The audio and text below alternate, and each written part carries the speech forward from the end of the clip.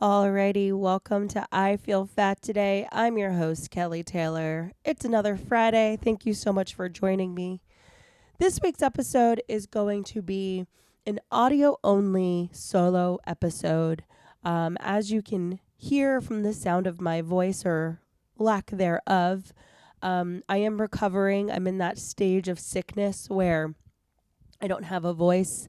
And really the only thing that's ailing me is just like the constant stuffiness. So yeah, my nose is like raw and I could not get a camera in my face. And to be honest, I truly didn't even want to put out an episode. And I went back and forth in my head. I'm like, well, this is a free thing, but you did say you wanted to be consistent. And the only true consistency is having the episode out every Friday. So I am recording an episode. Will it be an hour long? Will it be 20 minutes long? It probably will be somewhere in between. But yeah, so it's just going to be me on the mic. I probably actually will have some visuals up on the screen as I go through some of what we're going to discuss. So if you want to, have it, put this on YouTube just to see that, by all means. But outside of that, we're just doing audio. All right. If you want to email me, if you're looking for some advice, you can send me an email at ifeelfattoday.com. If you want to just send me some kind words, someone did that, which was like really, really nice. Or if you want to send me some advice, send me some topics that you would like some advice on, I'm more than happy to read it on air and give you my advice. And this week's email, the email that I got for us this week, I feel I am very much able to speak on this. So let's get into it. Subject line, seeking wedding advice. Dear Kelly, I'm Tracy. I'm reaching out for advice on a situation that has recently come into my life. I've been honored with the role of being a bridesmaid in my friend's wedding this summer. I'm genuinely excited to be a part of her day, but I'm having a lot of anxiety surrounding the bridesmaid's dress. The fit of the dress doesn't align well with my body, and I experienced a difficult time during the fitting process. Unfortunately, all of the sample sizes were too small, making it a bit disheartening. I'd love to hear your thoughts on handling being a bridesmaid when the dress doesn't flatter your body. Thank you for considering my message, and I look forward to maybe hearing your advice on an upcoming episode. I feel fat always. Tracy. You're funny, Tracy. I like that. I feel fat always. Okay. A few things here. I want to make sure I don't lose track of any of my thoughts here because a lot came in all at once when I was reading this. So the first thing to remember, I would say number one, the thing that I want to say up top as someone who has been a bridesmaid and someone who is the maid of honor in a few weddings coming up, and bridesmaids in weddings coming up, is that the number one person is the bride. And I think some people do have a tough time hearing that, and like that's just a tough pill for some people to swallow, that like the bride is of the utmost importance. And the reason why I say I think some people have a tough time hearing that and swallowing that pill is because I used to be one of those people. And to a degree can still be, because like, some things can get a little bit ridiculous. But especially when the bride is within reason, you really want to do what the bride wants and needs. And because you're friends with this person and you're a reasonable person, chances are the bride is also a reasonable person. So just have that at the forefront of your mind when you're going through these different anxieties and the, bridesmaids dress selection process. She chose you to be a group of 5 or a group of 20 or a group of 3, whatever the case may be, depending on the size of the bridal party. She chose you to be a part of the day because you guys are friends. And it really doesn't matter what you look like, because if it did matter, then she wouldn't have chosen you based on how you look. And that obviously is not the kind of friend that she is to you. So that's the first thing. The second thing I want to touch on is the point that you made about having a difficult time during the fitting process. The one thing I wish I knew going into the fitting process is that none of the dresses were even going to get past, my diaphragm. Like all of the bridesmaids dresses, when you go into a fitting, are a sample size that if you are even remotely plus, it's not fitting you. They're not even able to clamp you in. There is no way for you to get a sense or a feel of how the dress is going to look on you. You said you had a hard time. I don't know your size, so I don't know, what you went through. I can say personally, when I went to a friend's dress fitting for when I was a bridesmaid, I really wish I had known that I wasn't even going to be able to get it over my head and get a sense of what it looks like, because it just, never mind not zipping, these dresses were not working. And it then really made me turn on myself in the moment. And I know that the bride felt bad about that. And then I felt bad that she felt bad, because that's literally your one job as a bridesmaid, is to not let the bride know about drama going on in the group or you being upset about something, again, within reason. So don't feel bad or you're not supposed to be a bridesmaid because you had this disheartening time during the fitting process. And if you're somebody that's listening that's never been a bridesmaid, or you're going to be a bridesmaid, just know that you might go into a fitting situation where the dresses do not work for you. That doesn't mean that just because the samples don't work for you, I should say, doesn't mean that they don't have the dress in your size. And they're always going to order the dress at the size of your largest measurement. So it's all of a sudden you're ordering a dress that's a size 26 and you're like, okay, I'm going to go get myself gastric bypass surgery because I'm going to have a mental breakdown. I want to jump off the roof of this 34th Street building, So just, bridal situations are very, very, very, very easy for you to be triggered, especially for somebody that struggles with body image. The third thing is, I don't know how big the bridal party is, and I don't know what anybody looks like in the bridal party, and I don't need to know. All I know is that I would say 4 out of the 5 bridesmaids, let's say there's 5 of them, 4 out of the 5 of them, no matter how they look, are going to feel like they don't look good in the dress and that the dress doesn't work well for their body. I think it's also we kind of play into this notion that bridesmaids dresses are supposed to be ugly. So by default, we kind of always think that a bridesmaid's dress is ugly. Just because that's just, the story that's out there. And so just know that everyone else is feeling negatively about the dress as well for their own reasons. And it has nothing to do with the bride's style. It has nothing to do with the aesthetic that the bride has chosen for the wedding. It's literally just the story that we tell ourselves, is that this dress, this silk satin chiffon, does not look good on my rolls. So that's the other thing. Okay, I think fourth thing. I've lost count at this point. Now we go into you being in the actual dress. Know that whatever dress your bride goes for, you are going to get that dress tailored. Go to someone that you trust and go in the shapewear that you would wear the day of the wedding, okay? And when you go, that way when the dress is being tailored to your body type, it's going to be tailored with the shapewear that you have, that you're going to be wearing the day of. And that's the other thing. If you were considering not wearing shapewear, wear shapewear. I think that somewhere in actually, I'm not going to say, I don't know what I was going to say something that was totally off base and not true. But shapewear is your best friend. Is it a miracle worker? No. But from a confidence level, it can totally help you. Like I will wear shapewear all day, even in like the lounging part of the day when it comes to getting ready for a wedding, because it makes me feel most comfortable to be like secure and like in this like essentially suit of armor.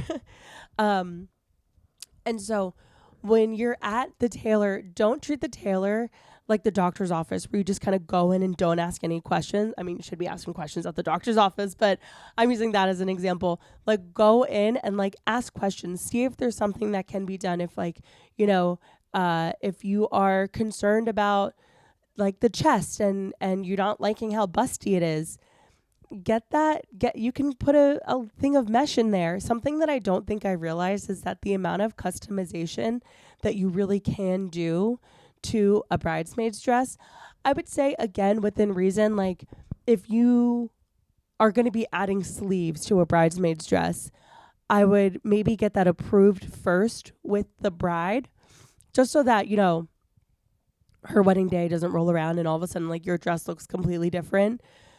She can be made aware. I just wish I had known. Like I look back at my one friend's wedding and there's so much I wish I could have redone, but it was the first time I was ever a bridesmaid, so I didn't know that I could have taken that dress to the tailor and gotten thicker straps. I think that would have made me feel more comfortable, or gotten the bust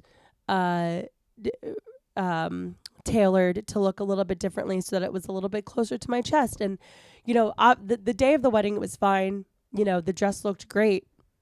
Okay, the dress looked good. I won't say the dress looked great. I looked good in the dress, okay? But just know that you have options, and just talk to your bridesmaid. Like just talk to your bride and say, "Look, girl, this is a mental hurdle I'm trying to get over right now, and I just want to bounce these ideas off of you. This is your day. This is what, I'm going to do at the end of the day, whatever you want to do. But I also want you to know how I feel. And it doesn't have to be combative. It shouldn't be combative at all, actually. This is your friend. This is somebody that has asked you to be in their wedding. And so you should be able to communicate with them as a friend. Now, let's just say, hypothetically speaking, that this is a friend that is like, I don't want to hear shit about, you not liking the dress or this, that, and the third. This is the dress, and if you don't like it, then you don't have to be in it. You don't have to be in the wedding. Everybody take a collective deep breath. This is not what we're talking about. Maybe your friend is a little bit of a hothead. Come back down to earth. Don't fight fire with fire.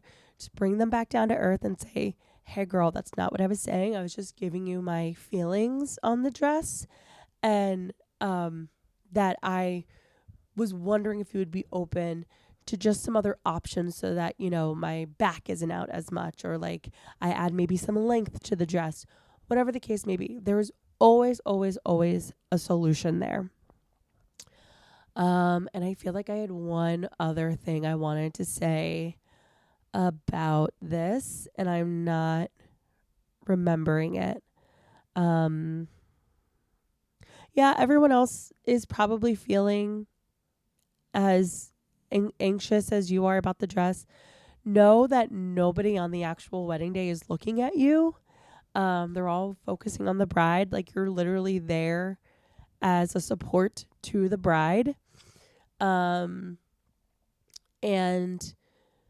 just know that if your friend who's the bride, if they got a good photographer that knows what you're doing, you're going to look good in the photos. Like I remember my stomach and my arms being like two huge things that I was like terrified about with the wedding. And I know that bitch was a master at Photoshop. Like I know she helped me out. So if, your people are hiring the right people around you, it's not going to matter. Not that I'm for photoshopping photos, but you know what I mean? Like, I think your wedding day, you can have like revisionist history there. But yeah, I hope that was helpful. Thanks for writing in. It definitely was a good topic. I have plenty to speak on there. Let me know how it goes. Send a photo of you in the dress. I'm dying to see it. Okay. Some housekeeping. Follow us on Instagram. I Feel Fat Today. Follow me, your host, on Instagram. Hello, this is Kelly. You can go to our YouTube where we usually have full video episodes, unlike this one. But just give me a break, It's free and I'm not feeling well. Full video episodes there at I Feel Fat Today on YouTube, where you can subscribe. Please subscribe to the podcast. It's all I have. It's the only measure of success that I have, that people are listening. I mean, besides people sending in. Besides people sending in their emails. Oh my God, excuse me. Okay. Go over to Apple Podcasts, where you can listen there and leave us a 5-star review. And I'll take your review and I will highlight it on the I Feel Fat Today Instagram, and I will blur out your name. So you can write all that you want and I will not put you on blast. Okay, alrighty. I am fighting off this cold. It has not gone away, and it's because every time I start to feel even remotely better, I get right back into my life and it pushes me back a few steps. And so that's truly why I'm going on almost 2 weeks and I am still not better. Because for me, I give myself a week when I'm sick. I'm like, okay. And a week is even like pushing it. But finally, I was sick over Martin Luther King Jr. weekend. And I was like, just sleeping for days on end. And then finally I'm like, well, I got things to do. I got places to be. I'm like testing negative for the flu, for COVID. And so I'm like, all right, like I got stuff to do. So I think it was Saturday night. My friends and I went to the Box, which was cool. If you don't know, the Box is like this club in New York City. Well, the original is in London, but the Box is this club where it starts at like 11 p.m., which, why? I mean, I kind of loved it because I'm a night owl. And I also hadn't been out in like a week. And so I was so excited to be out. And there's a show that also happens. And so the show was, I don't want to like you're not allowed to like take photos or really have your phone out at all. Like this one girl told me that she took her phone out and like took a video or took a photo of something that was happening, and the security guard went over to her and told her to take out her phone and delete whatever she had taken. So they're like serious there. But the Box is like this like crazy, I guess, sex show. I honestly was expecting more sex. We left at like 3:30, 4 o'clock, probably like 3:30, closer to 3:30. And there was still a little bit more show left. And so maybe it got a little bit like progressively crazier. But for the most part, it was a lot of like,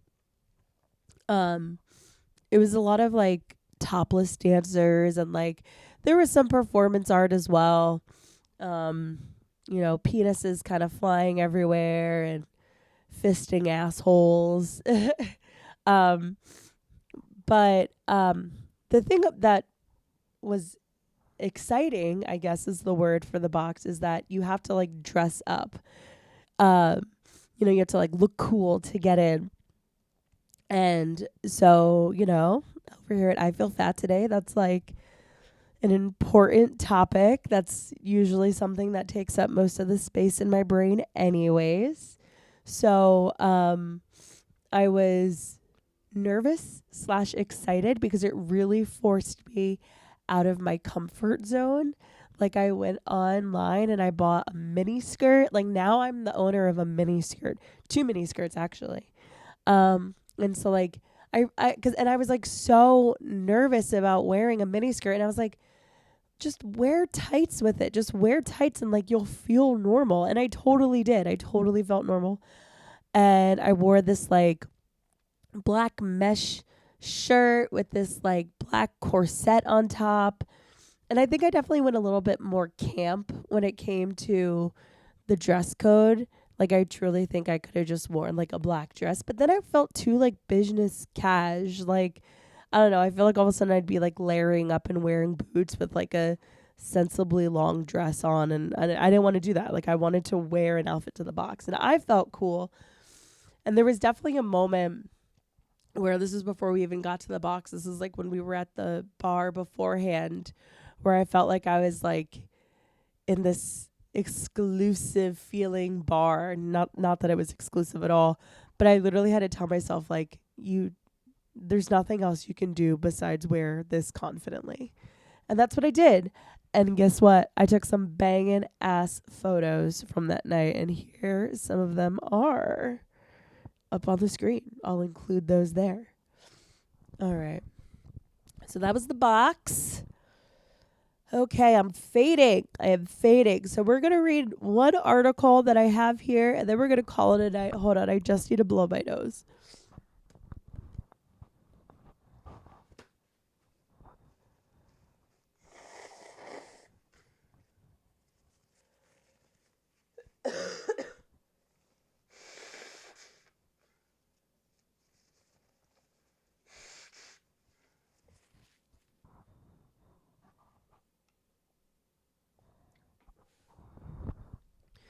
Okay.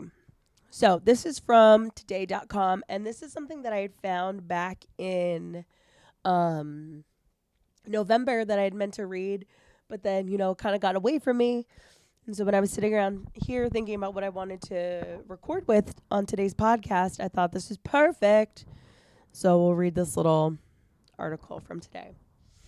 A new magazine photo of Emily Ratajkowski is being called fat phobic. Here's why. Okay, this is by Dia Hoxha. Emily Ratajkowski's new photo shoot has been met with backlash and accusations of fat phobia from numerous social media users. Earlier this week, the 32-year-old model posted on Instagram a series of photos from a spread in a magazine affiliated with the French newspaper Le Monde. In most of the photos, she's wearing baggy jeans, but one image in particular stood out to her followers. In the photo, M. Rada, as she is affectionately known for, stands in a pair of light wash jeans, several, if not more, sizes too large for her.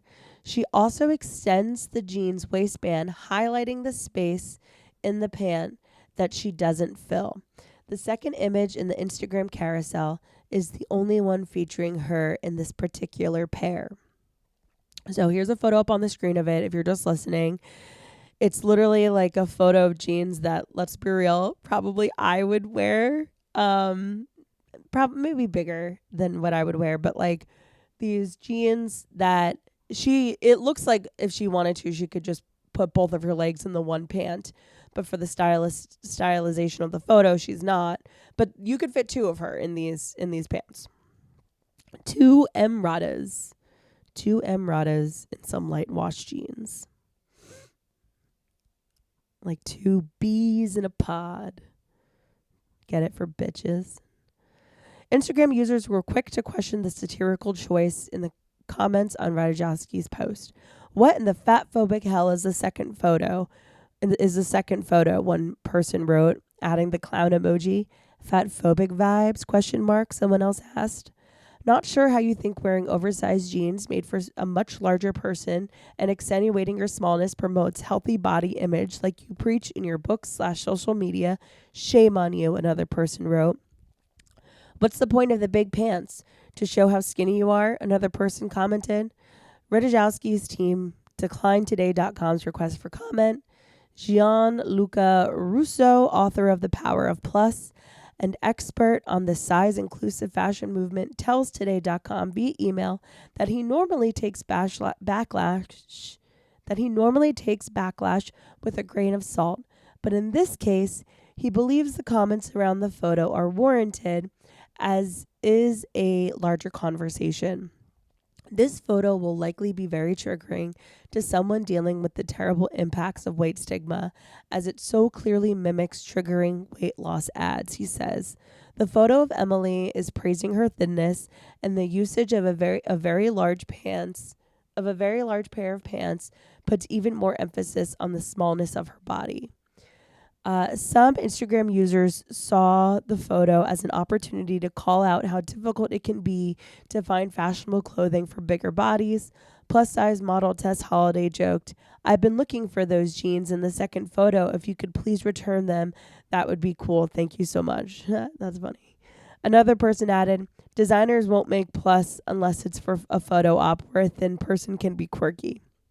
Another criticism of the photo tied to Radajowski's 2021 book, My Body, a collection of essays about feminism, sexuality, and taking ownership over her body.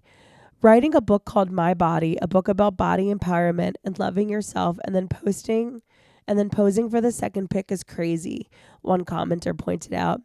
That second picture, do you need to read your own book? Like, it's so tasteless, someone else commented. Russo also thinks the photo shoot was a missed opportunity.